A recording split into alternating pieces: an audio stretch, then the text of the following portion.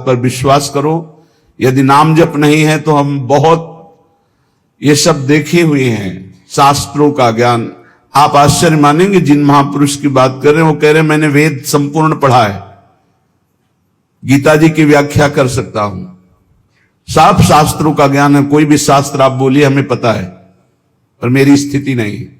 इसलिए मैं आपसे कह रहा हूं कि अब आप ही एक ये बात, सब शास्त्रों का ज्ञान है, सब संतों से मिले हैं। अंदर की बात,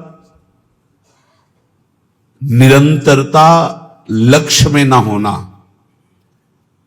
सातु दीर्घकाल निरंतर सत्कार सेवितो दृढ़ भूमि। हमारी प्रार्थना को समझना आप। वो कह रहे थे हमें वेदों का ज्ञान है, संपूर्ण वेद पढ़े हुए हूं। आप जिस शास्त्र को बोलेंगे वो सब शास्त्र, संपूर्ण महाभारत, इतिहासों में सर्वश्रेष्ठ, कोई ग्रंथ ऐसा नहीं जो हमने स्वाध्याय न किया हो। तो कमी क्या रह गई? यही बात एक वाराणसी से 65 वर्ष के आए हुए एक सन्यासी महात्मा ने कहा, वेदांत अनुशीलन करता हूं, गुरु सेवन करता हूं, रोज गंगा स्नान करता हूं, विश्वनाथ जी के 3 बजे प्रातःकालीन जल चढ़ाता हूं, दर्शन करता हूं, फिर भी मन अशांत है। वो वस्तु जो प्राप्त करना चाहिए वो नहीं प्राप्त है। सत्संग सुना आपका तो खिंचा केवल इसी बात के लिए चलाया हूं काशी से कि अब मेरे में त्रुटि क्या है।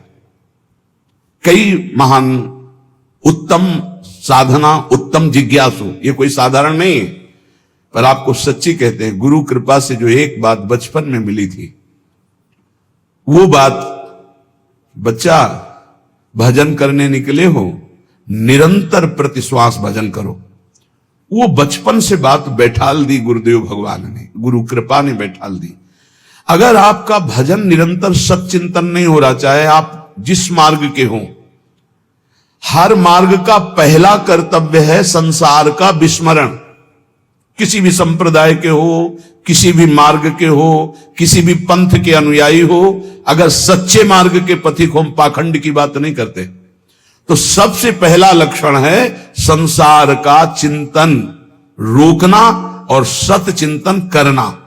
उस सत में आप वाहेगुरु बोलो, ओंकार बोलो, राम बोलो, हरि बोलो, कृष्ण बोलो, राधा बोलो, जो मन भावे, पर पहले असत चिंतन का त्याग करो, सत चिंतन की वृत्ति लाओ। और सच्चिंतन की वृत्ति कैसी?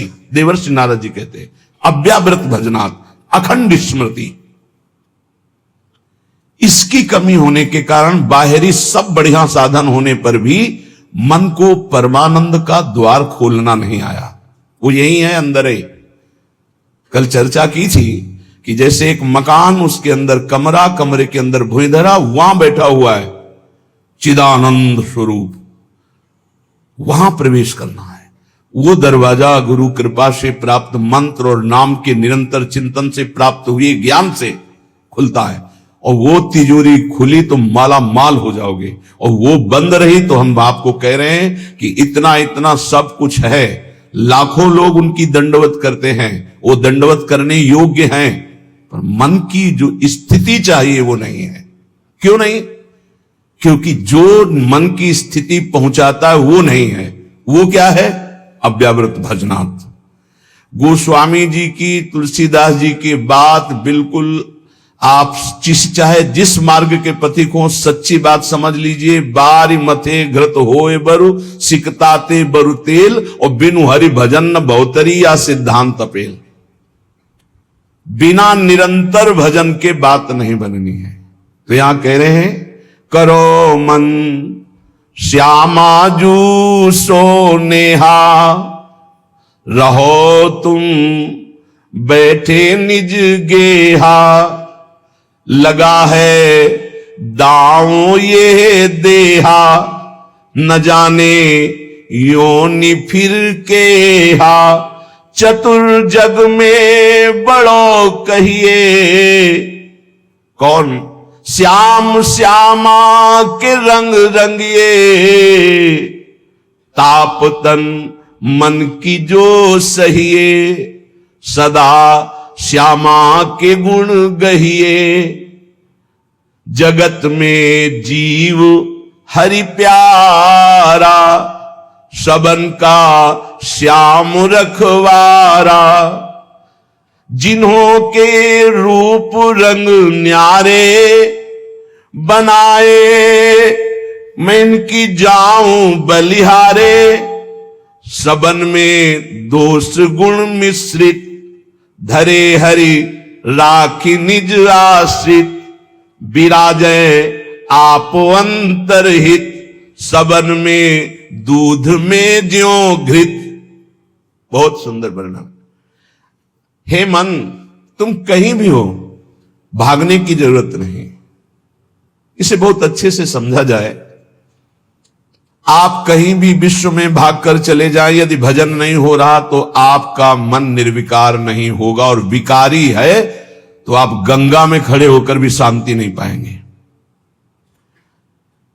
करोड़ों गंगा जी इस वृंदावन की रजकण की समानता नहीं कर सकती। गंगा जी भगवान के चरणारविंद का धोवन है, चरणामृत, और स्वयं प्रभु प्रेम स्वरूप प्रियालाल यहां खेलते, तो समानता कैसे हो सकती है? क्या आपको वृंदावन में जो वृंदावन का प्रभाव है अनुभव में आ रहा है? हर समय प्रेम उमगन, हर समय रूप माधुरी की छकन नहीं है। क्यों? क्योंकि नाम जप नहीं। जितना नाम जप करेंगे उतना ही प्रकाश होगा, और वो यहां आप आओ या ना आओ। कल किसी साधक ने प्रश्न किया, जब मैं वृंदावन वास की बात सोचता हूं तो मेरा भाव कम हो जाता है, क्योंकि मेरी क्षमता नहीं कि मैं यहां के गुण दोषों से अपने मन को बचा पाऊं। जब मैं दोष देखता हूं तो मेरा भाव बिगड़ता है, इसलिए दूर रहकर जब मैं वृंदावन का भाव करता हूं तो बहुत रोना आता है वृंदावन के लिए। तो आपका इस पर क्या आदेश है? वृंदावन के प्रति भाव और चिंतन बने, बस यही खास बात है। रहो दूर, वृंदावन को चिंतवन यह दीप उर्बार, कोटि जन्म के अघतमय काट करे उजियार। और यहां बसकर दूसरों पर दोष दर्शन करके निंदा आदि करोगे तो पतन हो जाएगा। ठीक है, तुम कभी मत आओ, दूर रहो, सत्संग सुनो, वृंदावन का भाव करो। एक दिन ऐसा आएगा कि रोकर भाग कर आओगे, तब तुम्हें वृंदावन अपने प्रभाव से प्रभावित करके चिदानंद दृष्टि देगा। खूब पहले भजन करो। ये कोई साधन भूमि नहीं है, ये सिद्ध भूमि है, ये प्रेम भूमि है। यदि आपका भाव बिगड़ता हो तो हम कह रहे भाव बनाओ। भावोत्सवेन भजताम रस कामधेनु, जैसे बने वैसे भाव बनाओ। और अगर ये भाव बन जाए कि वृंदावन के बिना हम जी नहीं सकते, तब तो हो गया। फिर क्या है? फिर कोई जरूरत नहीं। बिल्कुल बिल्कुल आप समझ लो, कोई जरूरत नहीं किसी साधन की। सब इसी भाव से ऐसे दिव्य साधन होते रहेंगे जो कोई अहंकारी कर ही नहीं सकता साधन। करो मन श्यामाजू सो नेहा, बस एक बात मान लो, हमारे माई श्यामाजू को राज मान लो, फिर आप जान जाओगे और देख लोगे इस मंत्र का क्या प्रभाव है। ये सब एक एक अक्षर मंत्र हैं। श्याम श्यामा प्रगट प्रगट अक्षर निकट प्रगट रस स्रवत अति मधुर बानी।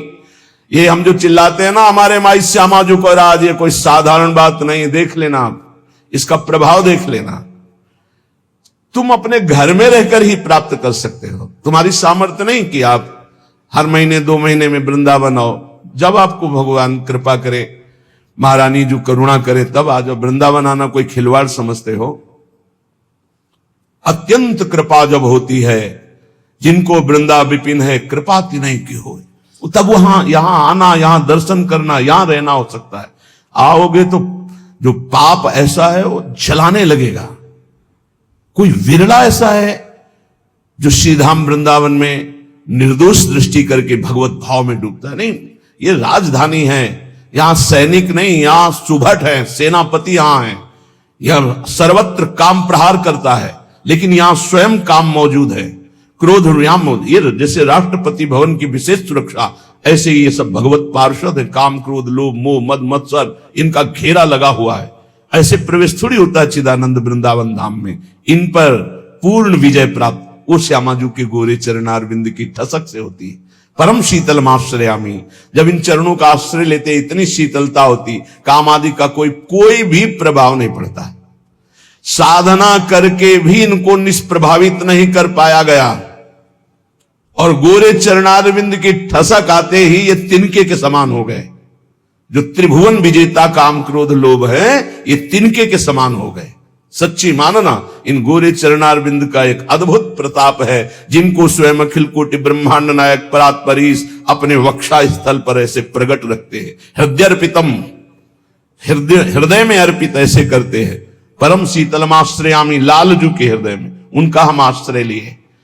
करो मन श्यामाजू सो नेहा। और एक अंदर की बात तुम्हें बताते हैं, हमारी श्री जी कभी किसी भी अपराध पर किसी के ऊपर गुस्सा नहीं होती। इसका दुरुपयोग मत करना,